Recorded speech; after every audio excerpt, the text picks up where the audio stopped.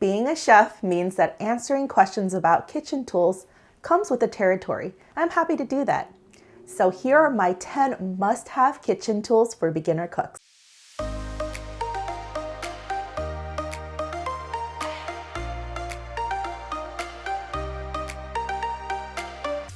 What's up, universe? It's Julie here, and welcome back to our channel.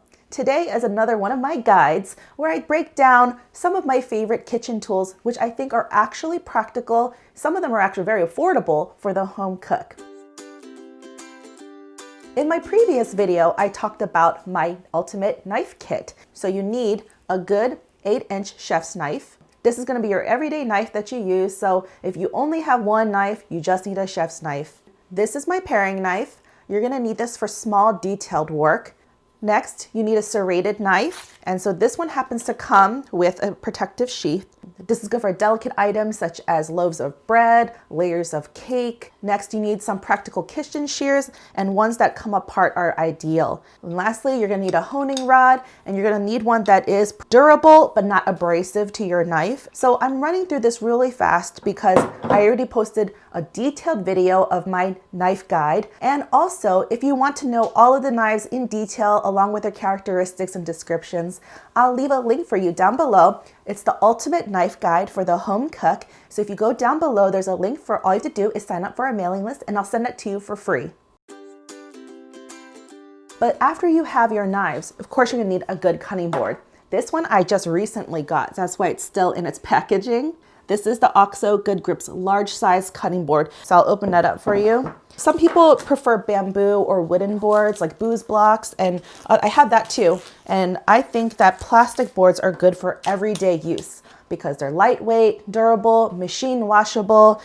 With plastic cutting boards, and sometimes some wooden ones, you do have to put a wet paper towel underneath it to keep it steady, because otherwise, if you don't, it'll just rock on your countertop.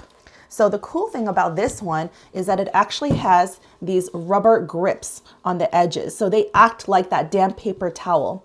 And if you look very closely, there are grooves along this edge so that it can catch all of the juice. That's why it's a cutting and carving board. So I'm gonna give this a test.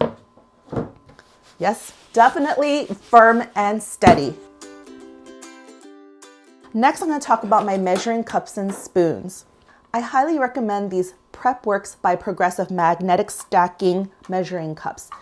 You know, sometimes measuring cups come all tangled together on a ring. That's nice because they won't get lost, but then you have to take them off the ring each time.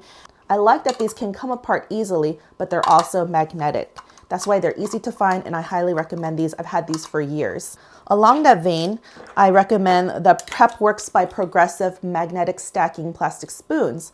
But the thing is that when I did some research recently, it looks like maybe the model has changed. So be very careful to see that it does say magnetic. If you can't find one that says magnetic and plastic, then I actually recently bought these. I guess these are the updated version. So these are the stainless steel version from the same company, and these are definitely magnetic and stacking. They have tapered ends, so there's two sides of them, and I do find that it's practical so that you could put them inside narrow spice jar bottles.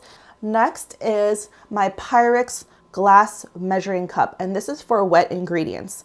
Now, technically, you can use either one interchangeably for things. It'll have the same measurement, but the reason that you want to do wet in a glass measuring cup and dry in this cup is because it's just easy and practical. So if you're trying to weigh out dry things in here, it'd be pretty hard to read to make sure that it's accurate, whereas in this one, you can level it off and make sure it's accurate. And likewise, if you put wet ingredients in here, you have to make sure you go all the way to the top without wobbling and spilling and then easily pouring.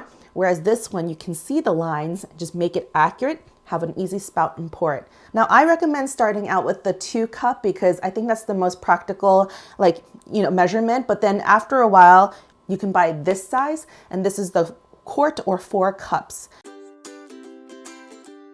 My next item, let me grab it off the fridge, is this Lava Tools Javelin Pro Duo Instant Read Digital Thermometer. And I like that it's magnetic because I don't have to fumble around for it. I usually just keep it up on my fridge so I can easily access it while I'm cooking something and I need to quickly take the temperature.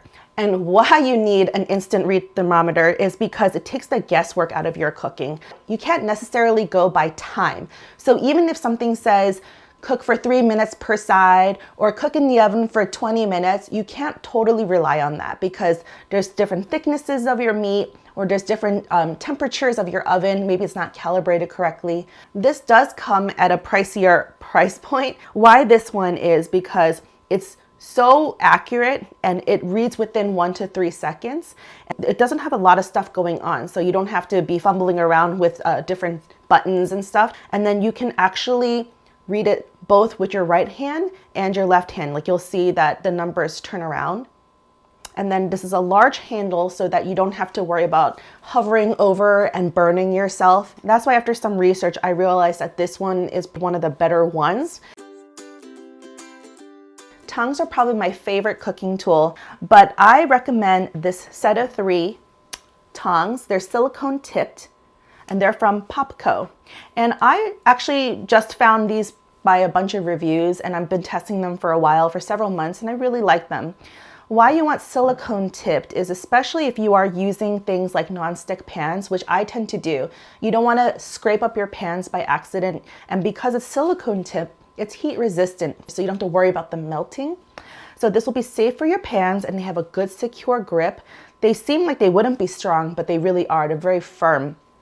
Then you're looking for something that has a locking mechanism so that when they're open, they can easily go around. Like this has barely any tension on my hand, so it reduces hand fatigue. But then when you are ready to put them down, you don't need them. You don't need them splayed around in your drawer or out on your counter, on your spoon rest. You just pull this tab and it stays closed. So this one comes in 3 fun colors and sizes. And I found that I use all 3 of them. Sometimes I want my grip further away from the flame. And sometimes I use this especially for serving.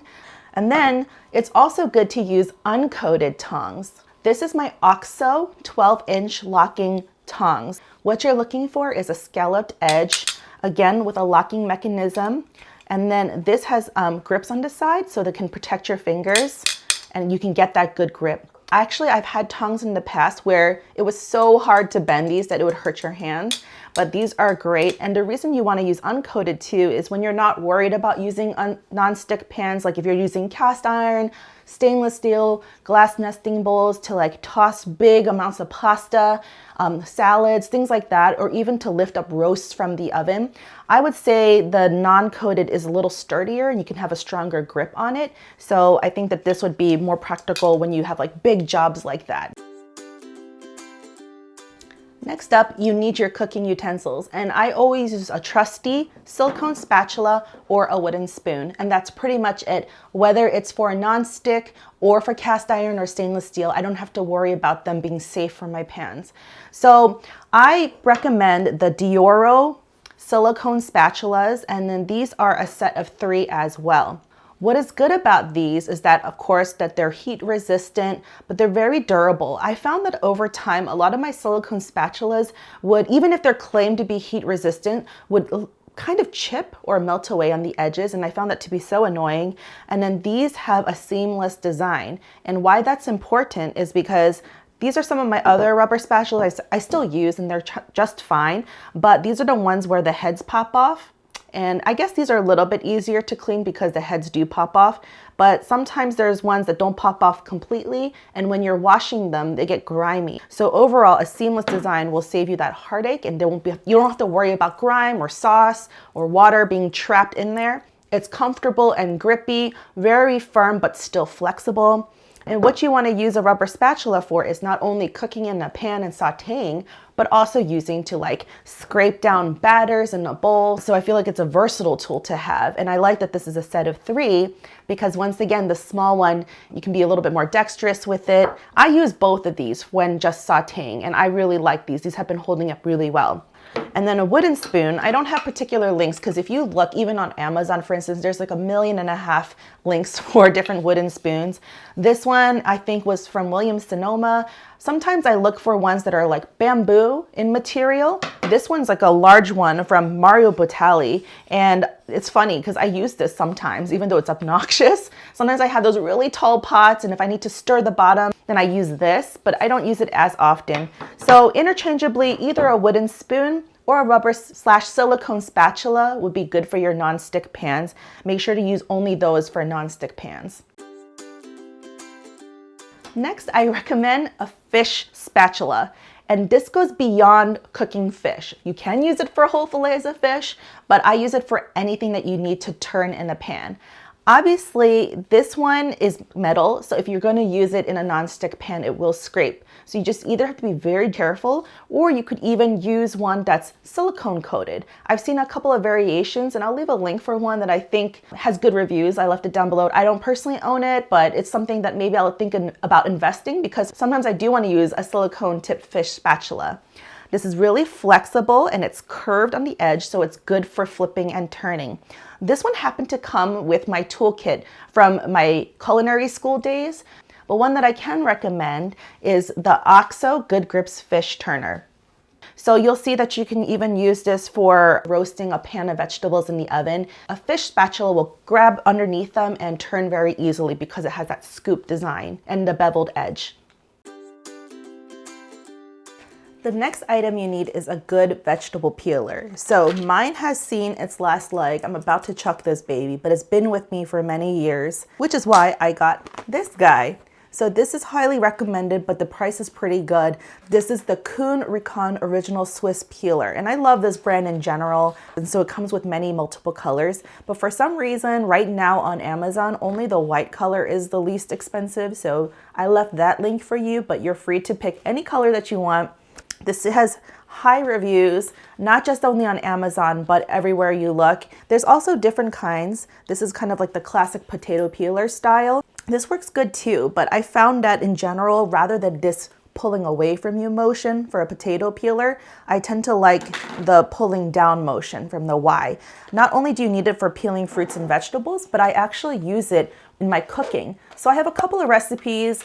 One that comes to mind is my kale salad, where I shave the Parmesan. And then another one is my summer spaghetti, and I peel the zucchini and fold that into the spaghetti as well. So definitely need a good sharp peeler. Let's talk about whisks. That seems pretty obvious, but there are different kinds of whisks. They're not all created equal. The brand that I really recommend is OXO. Time and time again, it comes out on top as one of the best durable whisks. So I actually chose to recently get the silicone coated balloon whisk. This is 11 inches, and I think that this is necessary anyway because I tend to use my non-stick pans, and when I do, I don't want them to be scraped up with a classic metal whisk. So this is the one that I currently own, which honestly, I don't even know the brand, but it's sturdy. And so 11 inches is your kind of go-to everyday whisk. You'll use that for batters and sauces and dressings, but I think that the silicone whisk is necessary for when using non-stick pans and you want to make a pan sauce, like you're deglazing the pan. You don't want to scrape it all up. So that's why I got this guy, and it seems really sturdy. The tines are still very sturdy, and the silicone means that it's heat resistant. This other one is a flat whisk, also from OXO, and this would probably be most useful when you're using your cast iron pan and then you want to just deglaze your pan, or you can make salad dressings in it, whip it up in your measuring cup. You'll find that this, because of the shape and the way that it just bends flat, is really practical to get into the corners of things. So if you are using, a cast iron pan or a stainless steel pan and you want to deglaze all the crust and the bits and then deglaze it, this would be practical. So I'm excited to use this one too. I've always wanted one for so long and I finally got it. Number 10, you definitely need a microplane. And I say microplane because that's the brand that I'm recommending and that's what it's most known as, but really it's a fine grater. So a fine grater will get you far because it seems like it's something that's not necessary, but the more recipes you read, you'll see how many times a microplane is mentioned. And so this is another one. This is a brand that I'm working with right now, but they also sent me a different version actually of the same microplane recently, so I will test that. But I will say with this version that I already own, I'm pretty happy with this and it's inexpensive. So I'll leave a link for both this and this down below, and also maybe the one that they just sent me. So what you would use this for is not only for grating Parmesan cheese, but you can use it to grate garlic and ginger. And sometimes a lot of my recipes require grating the garlic or ginger right into the bowl of the marinade or the sauce. And then you can also use it to zest citrus, because I cook with a lot of citrus like lemons, limes, and oranges. Once you take the essential oils out of the zest, your food becomes much more fragrant and bright. And so I have a recipe for my clementine cupcakes. It's an oldie but goodie. That's where I use my microplane to use all parts of the clementine to make the cupcake, including the zest, the juice, and the clementine itself. So I find it very practical. I can't live without it. And so I think that's why it's one of my top 10 tools. Bonus, because I always give bonuses. This is an over-the-sink colander. I think this one that I have is from ChefMate. There's one that gets high reviews on Amazon, and that's the US Kitchen Supply over-the-sink mesh colander. But as long as they all have the same kind of things, I think you're fine. There's some raised feet so that you can put it on the bottom of your sink without feeling like it's gonna get contaminated. And then the arms stretch out over the sink, and then you just hang it, and then there'll be rubber grips. I use this countless of times, not only when I'm draining pastas and noodles, you'll see it in our videos pop up all the time, but I use it also to nest my vegetables when I'm prepping and wash things all at once. I just use this all the time, and I find it so practical. Whenever people would come over and see this, they would feel like they need it for themselves. So I definitely recommend it. So if you enjoyed this video, make sure you subscribe, because I have another video coming out next, which are my 10 less obvious but still important kitchen tools. You know why? Because I just couldn't help myself.